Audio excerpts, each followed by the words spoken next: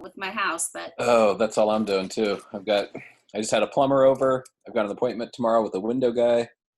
oh, good.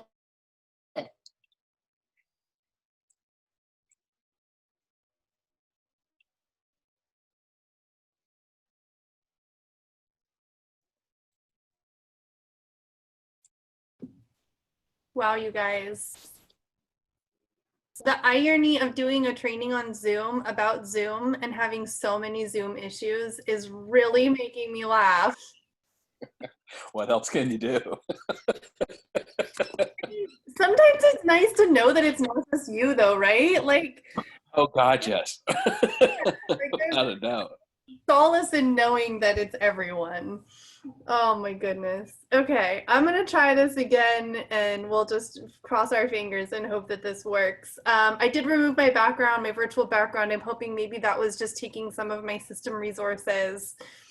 I'm not really sure what's going on here, but I'm gonna try to get us right into our Zoom settings so we can actually get something done here. So hopefully you all know when you get to Zoom, can I just like show me a thumbs up or a wave of your hands if you are doing this along with me while we go? I'll try. Okay, cool. I don't know how, because when you open your screen, it like goes to full screen. So Yeah, how do I? that's part of the main screen. Yep. Oh, there. Okay, if you hit the escape button and I hit yellow to shrink this. There we go. Okay, so Now. sign in with Google. Yep. So it also depends on if you're on a Mac or a PC. So on a PC, you would minimize or you would exit full screen, and then you can actually drag your window to the side of your screen and it'll lock on just half of your screen. On a Mac, they don't have that feature, so you would just have to resize your screen manually just by dragging the corners. Yep, that's what I'm doing right now. Oh, I see. Okay, because if I just shrink it with the yellow button on my Mac, I only see the person talking. So I don't really see that your back, that your screen share. I only see the talker. Yeah. Yeah. So Okay. I can show you, I mean, We shrink it. Yeah. so using this screen as an example, on a Mac, you have your little buttons up in this top left corner. So you would just want to make it smaller. And so essentially what you would do is just drag your screen like this until it's about half of the screen. See, on a PC, it just snaps. So on a PC, it just makes it half the screen. And then I'm going to go ahead and sign in with Google. If at any point you'd like me to slow down, just say so. I'm definitely going to try to move just a tiny bit quicker since I've slowed us down already substantially.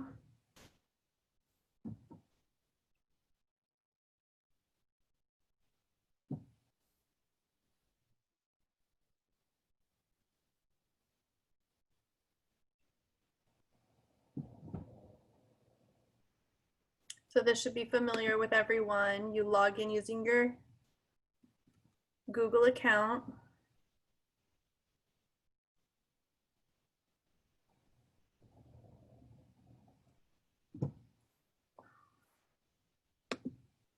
And I didn't want to do this ahead of time because I wanted to make all of this clear so that anyone that wanted to see this whole process could see the whole process.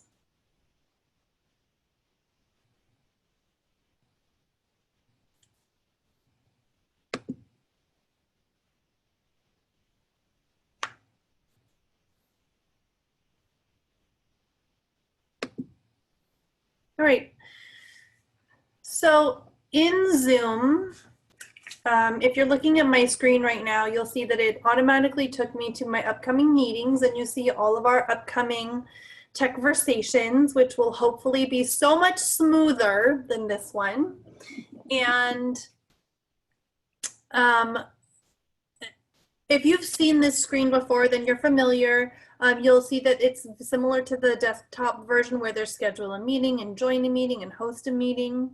So we're going to come to the left-hand side over here where it says settings and click over there. gonna take a minute for it to load because my computer's running very slowly. I see that. I see your screen, but I don't see it on my screen at all. You don't see settings when you've logged in? No.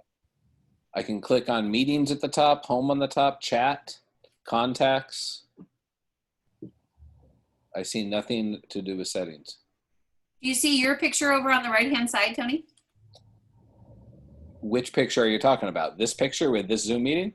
No, like I see a little picture of myself that was my profile picture for my Zoom profile. I don't have a profile picture, but yes. Oh, do I click on that? I think I clicked there and that took me to, did that work? See settings. Okay. I'm in settings now. Thanks, Holly. Oh, sweet. Good job. I just have a capital T. I Got don't it. know how to put a profile picture in. I think under profile, which is above settings, do you see it like 3 or 4 above settings? I think I picked a picture there.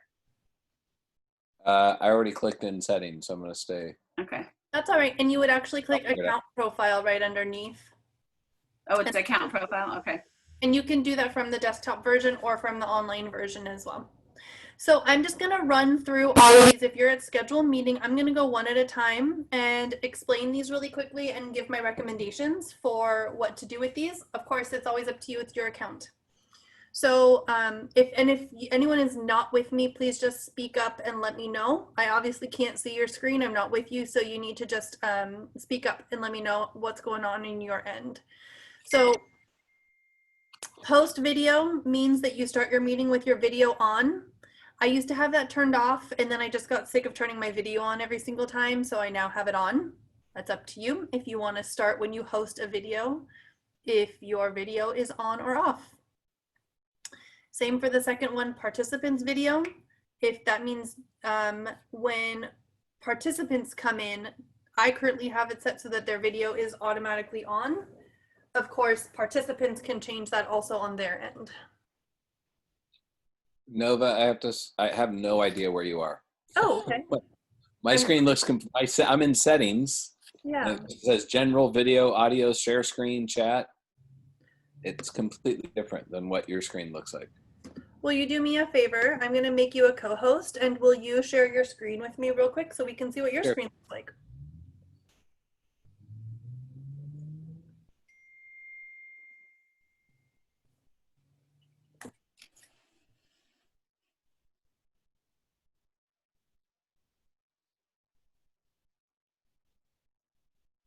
I'm trying to see where I am.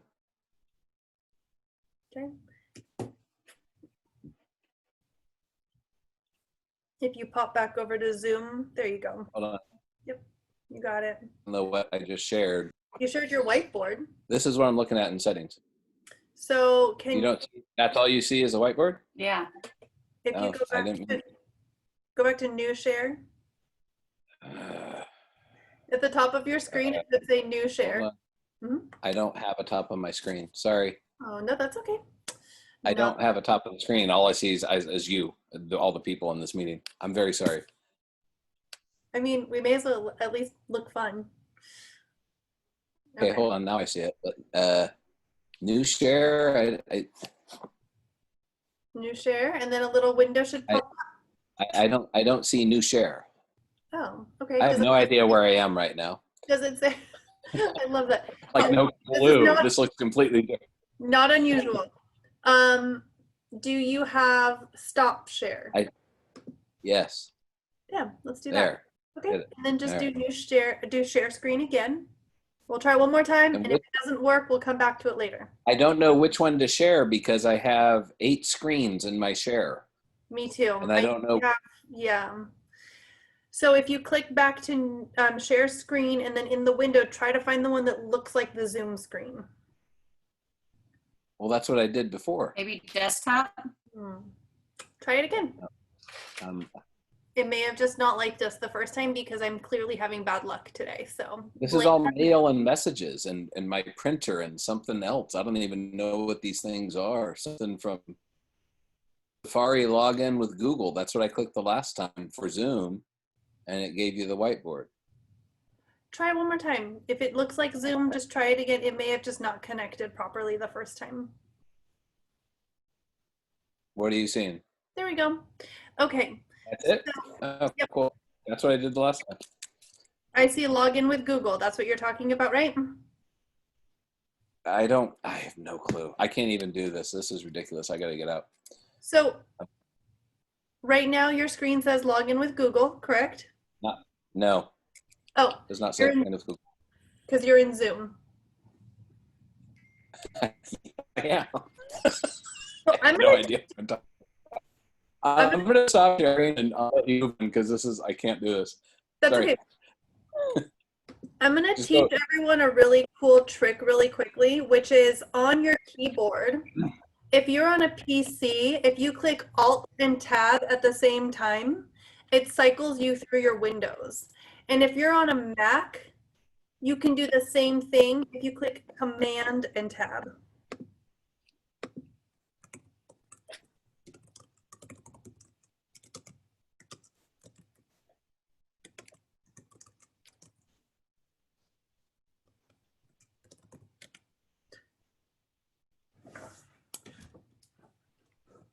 So I use that when I'm in Zoom and I'm trying to get to a new window.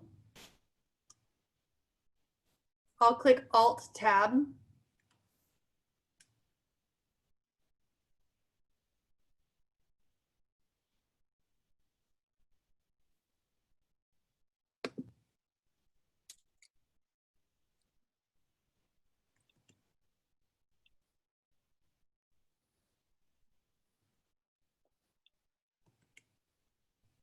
Okay. Is everyone with me right now? I'm trying to tell if I'm frozen. No, we're here. Okay, cool.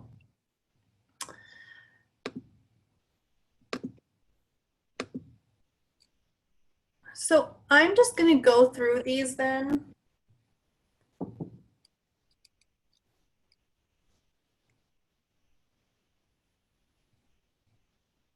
Want to make sure I have everyone. There we go. Am I back? Yeah. Good.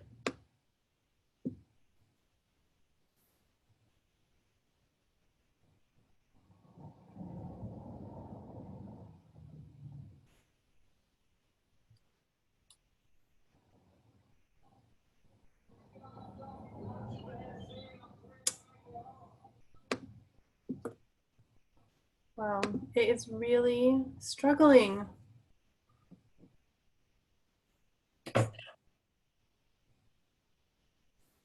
Okay, guys, I'm going to continue forward and just, this will all be on the replay. So if you need to catch it on the replay, I will make sure that you get that link. And Tony, hopefully you can hear me. Definitely, I will walk you through how to get into there. If you want to try that Command Tab and see if you can get into your settings. I don't know what I just did, but I was clicking around and I now see the same screen you're seeing, but my version. Great. Awesome. Okay. I have no idea how I got there, but I did. I love it. All right, guys. So I'm just going to go down the list. Host video here just simply starts your video on. Participant video means that the participants join with their video on. So I have those two turned on. And I'm going to just move this out of the way. And then audio type, always keep it telephone and computer audio. That just simply means that if somebody isn't able to get on their computer, they can call in on their phone and still be able to listen to the meeting. So I always keep that on both settings. I don't see any reason to turn that off. Allow join before the host means if I haven't started the meeting yet, you can wait in the waiting room.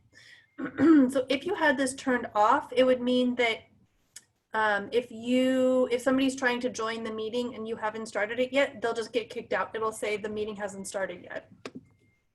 The reality is that because we are educators, Zoom has set it so that we have to have a waiting room. So this setting doesn't really do a whole lot. We are required to have a waiting room. If you did not have a waiting room, this setting would make it so that people can actually join the meeting before you. our participants, our kids, not going to be able to interact until we allow them to, correct? Right, but because we're educators, Zoom has set it so all teachers have to have a waiting room. It's a requirement for all educator accounts. And they did that so that students couldn't join and start chatting with each other before the teacher is there. That's not a Sac City setting, that's a Zoom setting. So the join before host doesn't really do a whole lot for us. The next setting here says enable personal meeting ID. If you don't have this, it means that every one of your Zoom meetings will have a different code. So I have mine set to enable my personal meeting ID so that all of my Zoom meetings use the same 9 to 11 digit code. So some people can't keep track of, like I've heard teachers saying, I can't remember which code I used for the Tuesday meetings and the Wednesday meetings. If you turn this on, then it means that all of your meetings use the same code. Okay, I have a question about that. Do you think that is okay for safety? I thought at one point they told us to generate a new one each time for safety. If you have any concerns, like if you've had any weird activity, then I would say generate a new code. But you can also generate a new personal meeting ID. So like you could just, like, it's like changing your phone number. You wouldn't have to change it every single time. I mean, yes, it's going to be more secure if you use a different code every single time, right? Just like you wouldn't get telemarketers calling your phone number if you changed your phone number every day.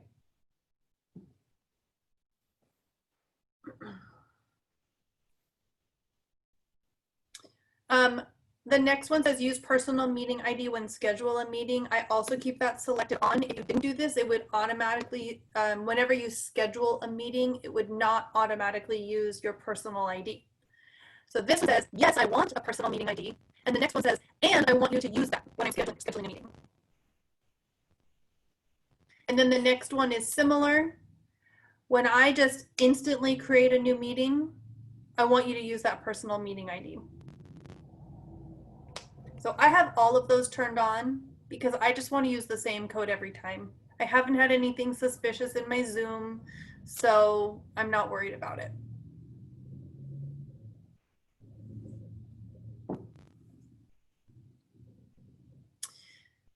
The next one about requiring a password is not something we get a choice. You see when I hover, it just gives me the like sign. And it tells me you have no control. This is also a Zoom setting. Educators are required to have a password, and as you all know, my password is love math. This is where you would change your password if you want it to be something easier. I know a lot of teachers will just use their last name.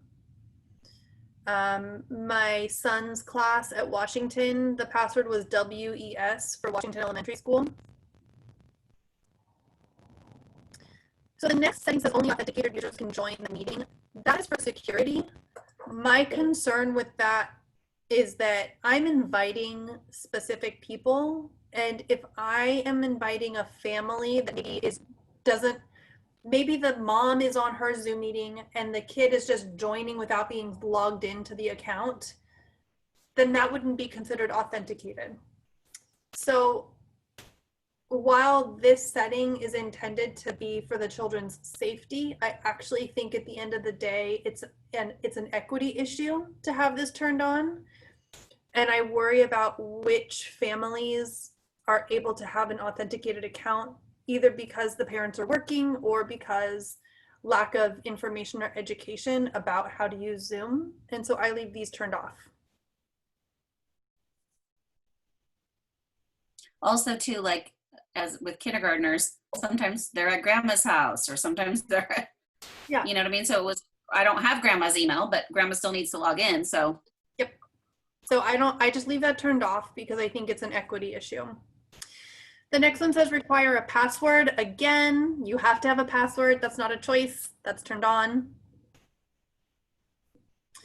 This one says embed the password in the invite link for one-click join, and you see it's automatically turned off. This is the reason why you all weren't able to join today without a password. This one, and Zoom has specified that our administrator has locked this setting, so this is actually a Sac City choice. Sac City has said you cannot have your password embedded in the email, in the link. And same with the next setting about requiring a password by phone. So Sac City Unified has said that for those two, we don't get a choice. Please interrupt me if you have questions. So muting participants upon entry, for students and for teachers especially, I recommend you turn this one on. The reason why is if you've got students, you know, let's say they show up 5 minutes late, you've already started your check-in with your students, and now you've got Billy who's joining the meeting, and Sally and James are in the background fighting with each other, and the kid's like, Mom, I'm on, I got it, Mom. And right, and you're trying to teach, and now all of a sudden everyone's interrupted because this kid joined, and right, and we don't know etiquette around Zoom yet. So this one makes it so that when people join the meeting, they're automatically muted and it's not as disruptive. I have a question about that. Yes. Yeah, because earlier, my co-teacher actually set up the Zoom meeting, and then I was the co-host. I just noticed that under the participants area, there's this display that says "Ask blank to unmute" something, and I'm kind of confused because usually it doesn't show up in the previous meetings, but in this particular meeting, it's actually asking the students to like unmute themselves, and we couldn't do anything. So I'm like, Yep. I know. It's a new feature for security, which is super helpful. I'm being sarcastic. So Okay. if the participant has muted themselves, when you click to unmute them, it actually just requests for them to unmute themselves. It's really annoying. Yeah. So if you just control the mute and unmute on your end, then you don't have to worry about that. And I'm actually going to right now show on my screen how you would mute everyone simultaneously, because some people may not be aware of how to do that. You're not going to be able to see it until you watch the recording of this later. So when I have my mouse over your screen, it says mute. I can mute you, and now I can unmute you.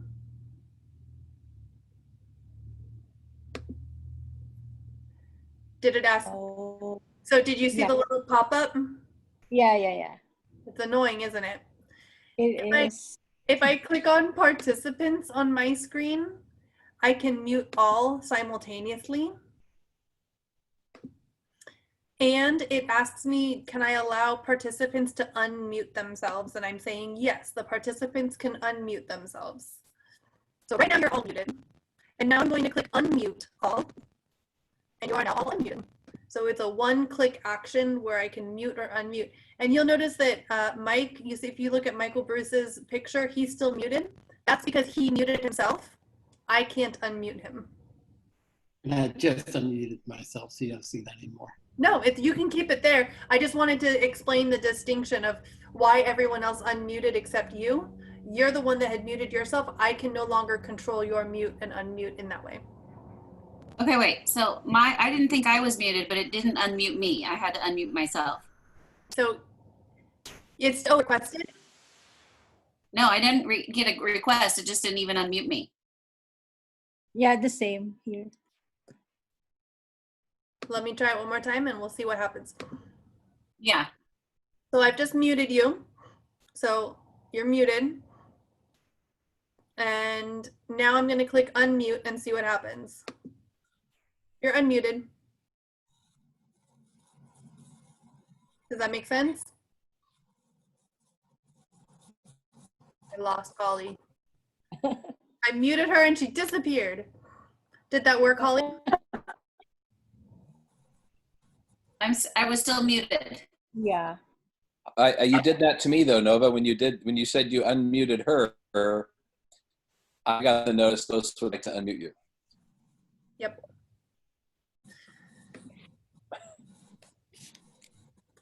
Yeah, that's annoying. I will double check with Sac City because it didn't used to ask Yeah. if I was controlling, it would not ask. So I will find out what's going on with that. I emailed Zoom and told them I didn't like that new feature because that was a new feature in their 5.0. I love you, Holly. That's amazing. That's so I good. just said it's too hard with kids. Like we need to be able to control that. Exactly. Hey, Nova, one thing I learned, probably with the bigger kids, the little kids will have trouble with this, but I learned, and the kids seem to learn that if you're muted yourself and you hit the space bar, it unmutes you. So like you can hit the space bar and then pick up on the space bar when you're done talking. I don't know if that's... I think you can set that though, just by, because it gives you a choice whether to let them unmute themselves or not. Well, we're just discussing the students. We can no longer unmute kids. It's a new setting that just started. Hi, Mary. Hi. So I'm gonna Sorry, it do took me forever to figure out how to get in here. I know, I'm sorry. That was probably my fault. I'm gonna mute everyone and then try pressing the space bar and play with that. So everyone's muted and you can go ahead and try pressing the space bar and talking and experience what that feels like. I'm pressing the space bar and I'm talking. I hear you. Yay! Oh, you have to hold it down. I did not know that. Yes, hold it down. Now you got it. Got it. Walkie-talkie, right? It is like a walkie-talkie. Roger. Mary, you press the space bar. There you go. Yeah. All Now, right. Nova, what you did, you muted us, right? And then now it's us using the space bar to unmute ourselves. That's right. Exactly. Yep. All right, I'm going to go ahead and unmute everyone. All participants are unmuted. And it shows me that Holly is still muted and Tony's still muted. And I think that's it. Because I had to give you permission to unmute me. Yeah, me too. I didn't even see a permission thing pop up, but maybe I was. Why is that different for different people? It popped Mine up didn't every the time. first time, but the second time it did. Christina Coppola, how are you? Hi, good to see you, Mary. You too. All right, so I'm going to keep going down this list. This is why just going through the settings, so many things come up. I love this. All right, so requiring encryption. I leave this turned off. Again, to me, it's an equity issue. Encryption will, it will give you a more secure meeting. I have never had any security issues with it turned off. Chat, I allow students to chat, and this is a really big conversation. I've talked to a lot of teachers nationwide who say, I couldn't handle the children being ridiculous in the chat, so I just turned it off. And this is how you would do that. You click it right here, your chat's now disabled, there's no longer any chat. I'm gonna leave it turned on because I would like you all to be able to chat with each other. My pushback would simply be, and keep in mind, my own children are in kindergarten and first grade.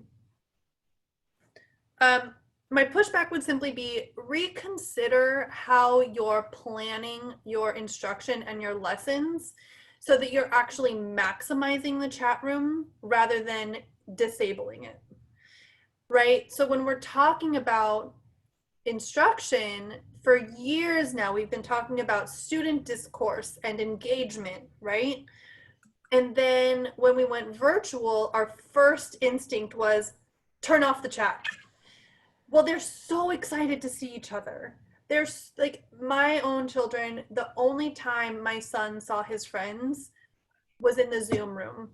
And for him to have a minute to chat with his friends at 7 years old was amazing. And so as a mother, it's really hard to say, don't chat with your friends, right?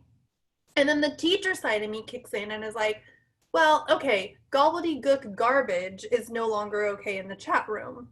And when you have older students, I've heard of students that are like cyberbullying or putting in cuss words or being inappropriate in the chat room, just like we would in the classroom, that's a conversation. And maybe you call that family and have a conversation with the family about appropriateness. But I have seen magic happen in the chat room in classrooms during distance learning. In particular, I've seen teachers doing number talks where they use the whiteboard to do the number talk and the students use the chat feature to share their responses.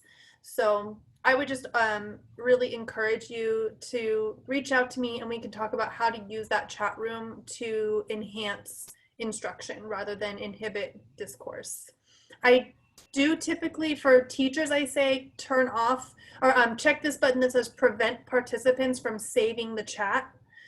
You don't necessarily want them downloading what was happening in the chat.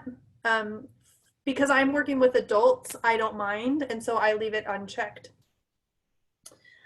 But you may want to prevent your students from saving their chat. It would be a feature if we could turn off the chat for like a certain child. Like if you caught somebody doing something inappropriate and you've said, please not use appropriate things with that kid, and they continue to do so, if you, that would be. Yep. And if you all email Zoom and ask. Or one. You can turn it off. Uh-oh. For that there's a thing, well, I didn't use it this summer, where if they're being inappropriate, they're constantly chatting over you when you're trying to teach a lesson or something and doing it on purpose and just trying to be, you can click it so it turns off the chat for everybody but you. Communicate with you via chat, but that's the only person they can chat with. Yep. And I did put that in my video that I will share with you all, the video that wouldn't actually play. I will send that out after this and you guys can watch that 10-minute video and see how to do that. The next feature is private chat. Again, Zoom has disabled so students cannot private chat with each other. This is a security feature to prevent cyberbullying, but it does make me really sad because it was another way to have students do like a turn and talk, or it was a way definitely to increase engagement, but I do also think that it is safer for students to not be able to one-on-one message each other and cyberbully each other. Auto-saving chats means that after— Can you set? Go ahead. Yeah, Miss like if you're the host, can you chat with a particular student privately? So if I go to chat right now. Yeah. Because I was able to do that during the school year because I'd give them little exit tickets and the exit ticket, they had to private chat me. So maybe that's, you can only private chat the teacher or the— Yes, it's the host only. It's the host. So any participant can private chat the host. Yes. Okay, yeah, and that's a good thing. I like that. Yeah. But can you private chat a kid as the host? Are you trying that, Nova? Yes. Oh, okay. Okay. Because what I did this year is little exit tickets. So at the end of the day, at the end of my meeting, I'd have an exit ticket for them to be excused from the meeting. And that was through private chat. So that worked for me. That's great. Yeah. Thank you for that clarification. That is correct. You can private message either the host or any of the presenters if it's a webinar. But you cannot, participants cannot private message each other. So if you read it says allow meeting participants to send a private message to another participant. Okay, so auto-saving chats means that at the end of your Zoom meeting, it'll automatically download the transcript of the chat room.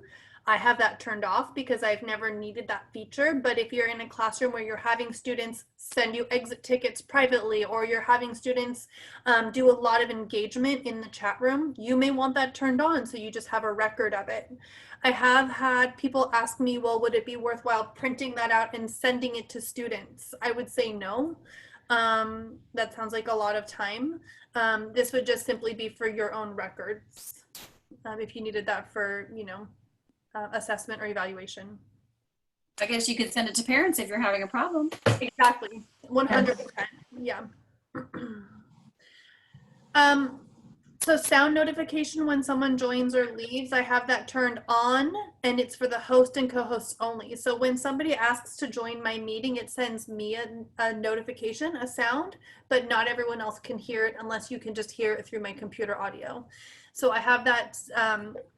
If you are the kind of teacher that's a little bit distracted and you don't always hear the ding, maybe you want it turned on to everyone so the students can be like, Miss Cat, somebody's trying to join the meeting, right? That's up to you. That's totally a preference, but I would definitely recommend having this turned on so that there's a sound. Otherwise, that's when you get students waiting in the waiting room and you don't know that they're there, right?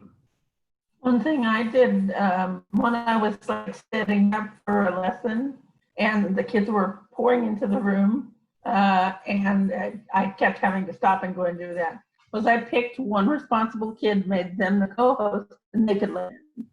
Yep, totally. And then when somebody joins by phone, ask them to record their voice to use as a notification. I do not do that. That's like when you join and it says, please record your name now. And you go like, my name is Nova. And then it like you join, it's like, my name is Nova to the entire room. I have that turned off. Isn't that what it always sounds like though? Yeah. So file transfer, I would turn off for students. I have it turned off because I work with grownups so often. This just means that people can send each other files through the chat room. If you didn't know that, that's a thing. So let's say you've got students working on a document on their computer, they can then send each other files. However, this wouldn't work with something like Google Docs because this is actual files on your computer. Children aren't often saving files on their computers these days, so probably not even necessary, but just want you to know that that is an option. And like you said, you don't want it to be photos. Totally. Yep. I'm trusting that when I'm working with teachers, they're not sending each other photos, although I've never actually checked that. I'll be checking on you later, Holly. Okay. All I right. actually have my kids selfies of themselves with a picture, with a self-portrait, holding the self-portrait, and they sent those. It's fun. So. Feedback to Zoom, I just leave on, just it gives Zoom information about the usability. That's this one up here. Display the end of meeting experience feedback survey. I think I've had that on before and then nobody ever used it, so I turned it off at one point, but let's turn it on today and see what happens. Display for every meeting or display for meetings randomly. I'm gonna leave it on for every meeting and just see what happens, but I haven't often gotten people to actually respond to that, so I think I just turned it off. Allow co-hosts is right here. So if you don't, I would say leave that on in case you do need a co-host. Again, because of the new features, only hosts and co-hosts can share their screens, and that's a Zoom setting. Always show the meeting control bar. Turn that on. So, am I frozen or can you hear me? Hey, about co-hosting. Say that again. Co-hosts can only, cause I thought I've had students share screen. They is should that, not. is that something new possibly? It was, or is it? Yeah, they did change that setting. Some people are able to grandfather it in. Like if you have a meeting ID that was already set up before they updated the settings, it'll probably still work. Okay. I have heard mixed messaging. It is supposed to be that only co-hosts and hosts can share their screens. You can see down here, if we skip down a few, screen sharing. I have it so that all participants can share their screen.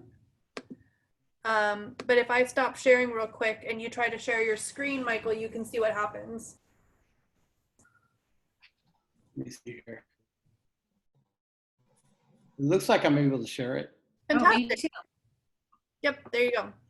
So I keep hearing mixed messages about that one, but it keeps working for me. So I keep being told that people can't do that anymore.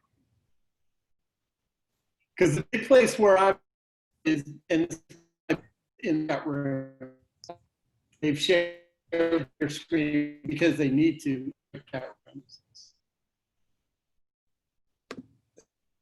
Share your screen. No.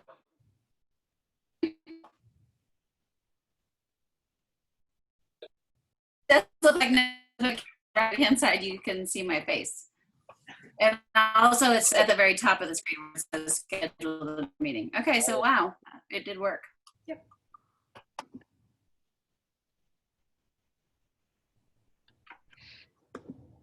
Okay, I stopped sharing. Hopefully. All right, so I'm going to zip through these last settings here. These are the juicy ones, of course. So the always allow the meeting toolbar, just to go back to this one really quickly. Earlier, when Tony was sharing his screen, he was struggling with where's new share because that little menu bar had gone away. So I have this turned on, which means that my little menu toolbar that says mute and stop video and share screen and all of that is always on my screen. It never goes away.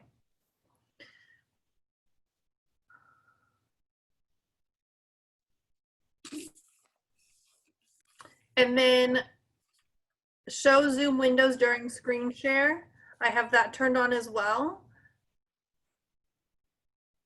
Again, I've turned it on so that all participants can share their screen. So turn that on, on.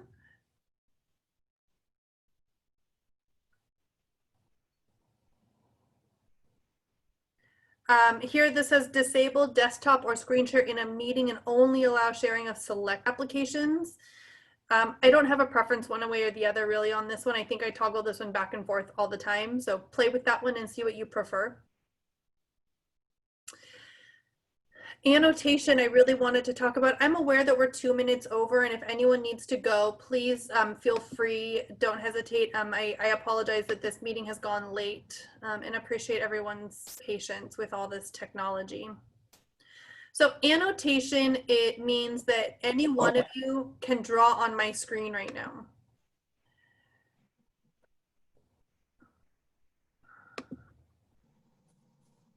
A kindergartner figured that out. And we were in the middle of our meeting and I shared the screen to do a Go Noodle and the kid was coloring all over the screen. Yep. And at first I thought, is part of the noodle? And I was like super confused. That's so and then I realized, oh my gosh, someone is drawing on my screen. I said to the whole class, because I didn't know what was happening, you know, please, someone is drawing on the screen, please stop doing that. And then they like scribbled one more time and then they kind of stopped. And then I found out about the annotations. And I think it's also because they have the Chromebooks are touch screens. Because I'll get the same thing. I'll get like a little wiggle on the line, but I think it's because someone's got their finger following along reading. Yeah. So why don't, oh, that's really cute. Why don't you guys try to find Annotate right now? And I'll show you one other cool teacher trick with Annotate. So see if you can find it in your settings right now. Look around on your screen. There should be a menu where you see Annotate. I see it up at the top under View Options. There you go. Try annotating on the screen really quick. I did. Did you see? I circled it. So the kid was doing, oh, here, look at, there's a whole bunch of choices at the top. He was doing like a big red line like this. Scrolling all over my paper. Hey. That's cool. Now, do you see, I don't know if it shows up on your screen, but do you see that it's showing the person's name? No. Oh, yeah, I do. Oh, wait. So as you're writing, I can see who it is that's writing. Yes, Cool. I see that. The time I did it, I couldn't see I've it. never But been able to see that, but I knew who it was. Right? Don't we always? On my screen, there's a menu that says More, and then it says Show Names of Annotators. Yes. So just so you know, on the teacher side, so I wanted to show you that quick teacher trick that there is a place where you can turn on, but it only shows up right when they do it. So if you haven't already turned it on and somebody already drew, you can't see whose it was. So just wanted to give you that little heads up. So I'm gonna turn off your annotation. now is there a way for you to erase all what it did? Yes, there is. So I can clear all drawings, I can clear my own drawings, or I can clear the viewer's drawings. Those are the 3 choices. And where are those choices for you, Nova? In my annotate menu, there's a button that says clear. It looks like a garbage can. That's funny. I just clicked view options and now annotate is no longer on there. Did you take it off or something? I of course you did. I was wondering if someone would catch that. So Nice. as the teacher, I can control when you can annotate and when you cannot. In addition to this little, wait, hold on, where's my draw? But shouldn't I have, you've made me co-host, you never took that off. Shouldn't I have that on mine as well? No, because I've disabled, when you disable the annotation, it disables for everyone, I believe. Yep. Let me see.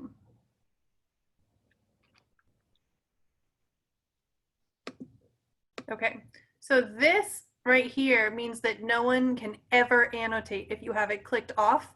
It means that there's no annotation. I think that's silly. Leave it on and then control it from within your Zoom meeting. Okay, moving right along. Whiteboard, obviously, I think having the whiteboard turned on, that's a no-brainer. You can allow to save the whiteboard content, and you can also auto-save the whiteboard content when you stop sharing. So every time you stop your screen share, it saves that whiteboard image. So like if you turned on your whiteboard 5 different times during your Zoom meeting, you would have 5 saved whiteboards so that you could go back and see what those look like. I don't have it turned on just because I don't need it, but if I were teaching a group of students, I would probably turn that on. So remote control, if you have not played with remote control, I encourage you to try it now. See if you can look around and see if you can find remote control in your settings. It should be right near where you saw, oh, all right. So Holly Hine just requested remote control of my screen. I could have told her no. Mary Young just oh, you're all requesting control. So let's see who has control of my screen right now. Go ahead and try to move my mouse. Actually, just like move your mouse on the screen and then click something. Let's see who currently has.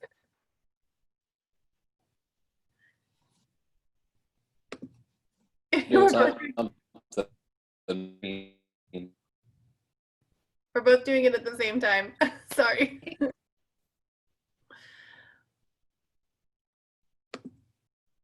All right. So kind of crazy, right? So would the participant need to have in their things on? Would they what? So I'm assuming, so like the participant can take control of what your screen, right? With the so the participant needs to have that clicked in their setting, right? Nope. It would just be you are controlling it. So it would just be if you have said that it's okay, then it would be then they would be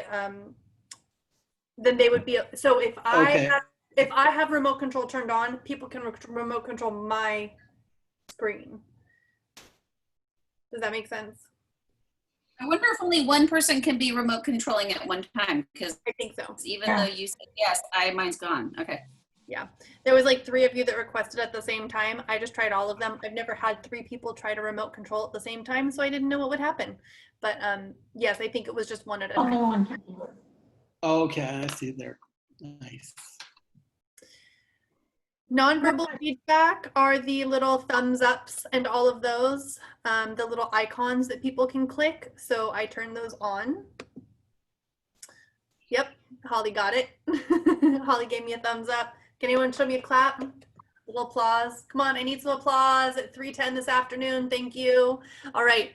Allow removed participants to rejoin. So this is a really interesting one where, to me as a teacher, if I've removed you from my classroom for some reason, I don't want you back in. But I also really would hesitate to remove students from a Zoom meeting unless there's something egregious going on, like, you know, slander, like cuss words or something. It would take a lot for me to remove a student from a Zoom meeting.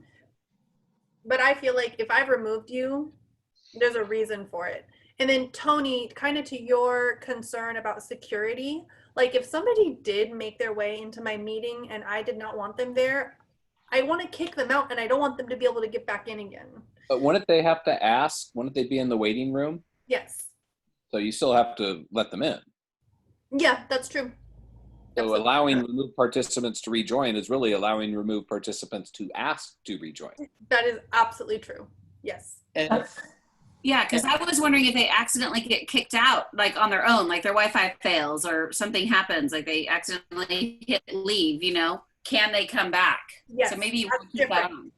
That's, Oh, it is different. yes, this would be like if I'm like, I'm sick of Holly, I can't have her in here anymore, and I remove you from the meeting. So Okay. that's very different than just like you lose your connection. Okay. but you can also put people in the waiting room, right? yeah, that's, There's a little timeout. Yes. Oh, Exactly. how do you do that? That sounds I cool. just saw that, Michael, because I'm co-host. I could put you in the waiting room, right? I've done it quite a few times this year, I'll tell you. Wow, that's cool. So- So is it in their blue dot or where do you see that? Holly, it would be in participant. So when you're in a Zoom meeting, I know you guys can't see my screen right now, but when you watch the replay, hopefully you'll be able to see it.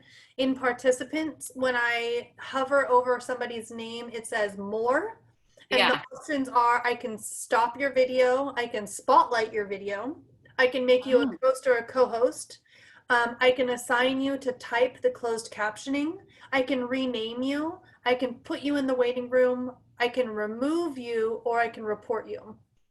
Oh, wow. Okay. I know that it's also in, if you click on the little screens of everybody's picture, next to the mute button, there's the little dots and you have exactly the same menu.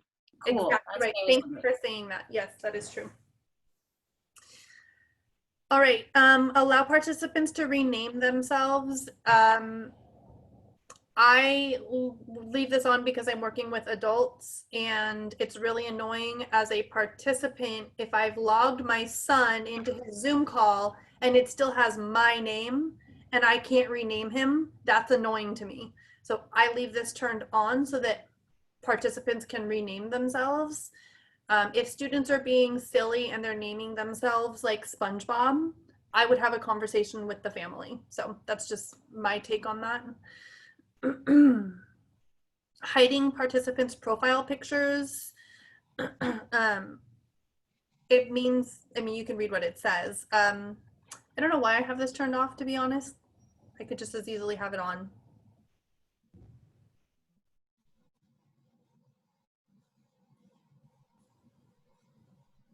Okay. Questions about that one? I don't know what it is exactly. I participant profile picture. I mean, why would their profile picture show up in a meeting and not their video? Yeah. Or is it when their video is not on? Exactly. Okay. I have students that come in and immediately turn the camera off and then leave. Yeah. You don't know whether they're there or not because Well, it's, and this doesn't have anything to do with that. This means that when they turn their camera off, does it show their name or does it show their profile picture? Okay, let me try mine. You should see if my profile picture comes up. Oh yeah. Yeah. Now, what if I turn this on now? I wonder if it'll, oh, turn your camera off. Let's see if it saved it, if it changed it. Nope. Oh, no, it didn't yet. That's all right. Oh, Mary's did. All right. So reporting participants to Zoom, it just lets you know if you're able to report people. I mean, I don't think you'll ever need to do reporting people. So breakout rooms, I would say keep this turned on. You want to allow breakout rooms. You can also turn on a setting where you can assign participants to breakout rooms when you schedule the meeting. So a lot of people don't know that this is possible. You turn this setting on and that means that before you even go into your classroom, before you even begin the meeting, you've already designated what breakout room they're going to be in so that you start the meeting everyone together like this. But then when you say, all right, time to go to your breakout rooms, you don't have to sit there and manually do every single student right then and there. It's already done. Can I ask about breakout rooms? Because I know Michael has done it and he's talked about it, but I have no idea where, to, how, when, but. Yes. I love that you're, Let me get through these and then we'll see if you want to keep going now, or if we want to maybe make like a specific breakout rooms meeting. I thought we would have time to get to that today, and I apologize that my tech just ran us late. Because breakout rooms are a really wonderful feature, especially for managing that student engagement.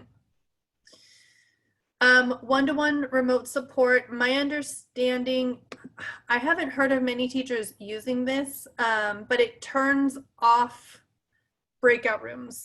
So I've always left this off because it messes with your breakout rooms. But please, if somebody has more experience than I do about remote support, let me know.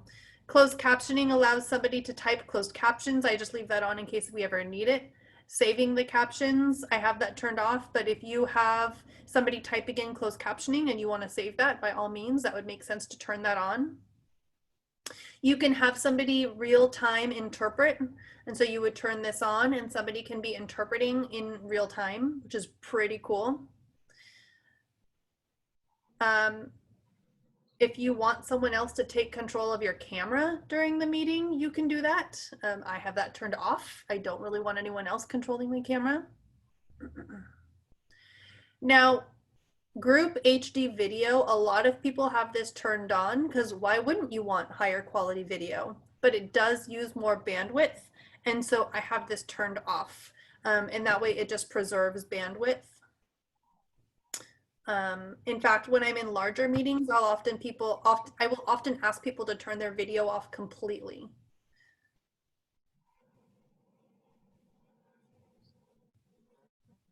You mean like only use their profile picture? No, it just makes it, oh yeah, exactly. And just use their profile picture. Yes. Because the video component takes a lot of bandwidth, and a lot of times the meetings will flow smoother if all of our videos are turned off. Oh, I didn't know that. That's a good one. Yep.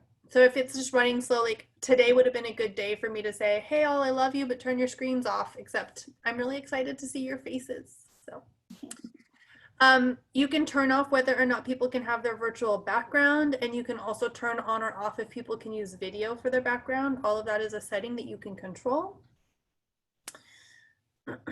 I'm gonna zip through these because these are all pieces that you're not really gonna use very often. So you can see I have these 4 turned off. Identifying participants. It just notifies people that people are coming into the meeting. Auto answering in the chat. So there would be like an auto answer. It's like I mean, it's exactly what it sounds like.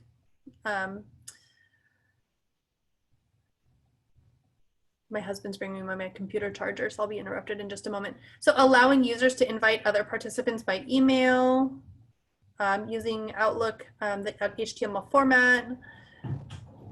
So I leave all those turned off. Thank you so much. I know it is hot in here. Everyone say hi to my husband. That's fine, I got it. Hello.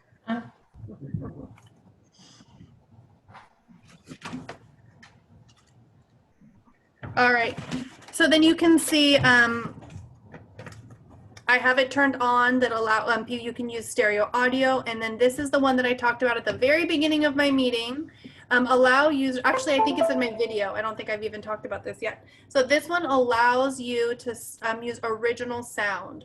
So in the top left corner of your screen, you may see a setting that says turn on original sound.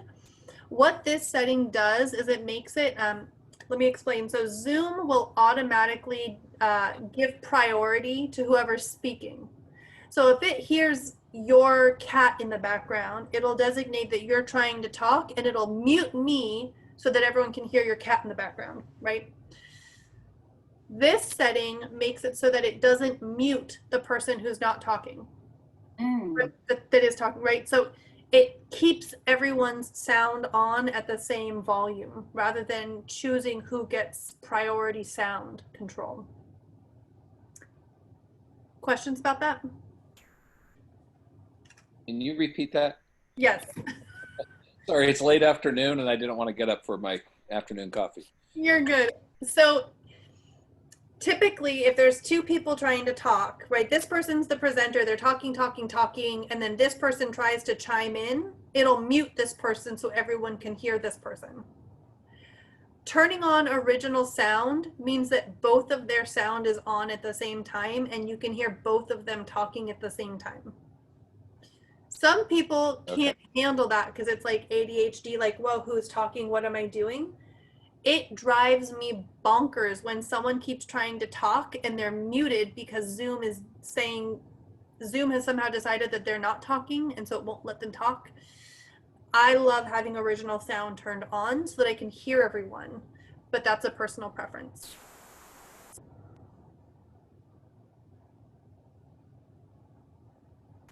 All right, so we're nearly at the end, folks. Waiting room, you don't get a choice. Everyone's in the waiting room, whether you like it or not. You can customize the title, logo, and description of your waiting room. So you could always edit what you want it to say here. Like you could have it say, you could even put like, while you're waiting, be prepared to respond to, and then put whatever your morning prompt is, right? So that they're already prepared with whatever they're going to talk about for their lesson.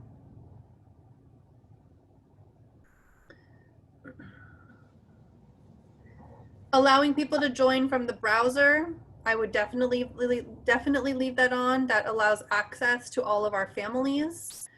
Allowing live streaming, you probably want these all turned off. I would imagine you're not live streaming very often. I am sometimes live streaming to Facebook, as some of you know, so I have that turned on. And then an email notification, this is totally up to you if you want an email notification when people are joining before you or when a meeting gets canceled.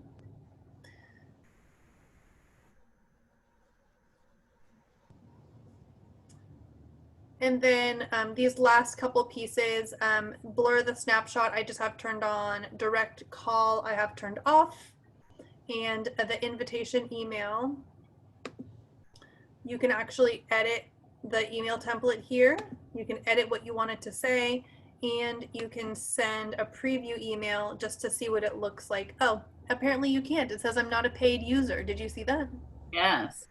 Lame. All right, so those are all the settings. It only took us the entire meeting to go through settings in Zoom. Isn't that ridiculous? There are so many settings, which is really incredible because we really do have so much control over the way that we interact with Zoom and the way that we are able to use Zoom to really maximize instruction. And so you all had so many wonderful questions about breakout rooms and how to structure your lesson to maximize for students.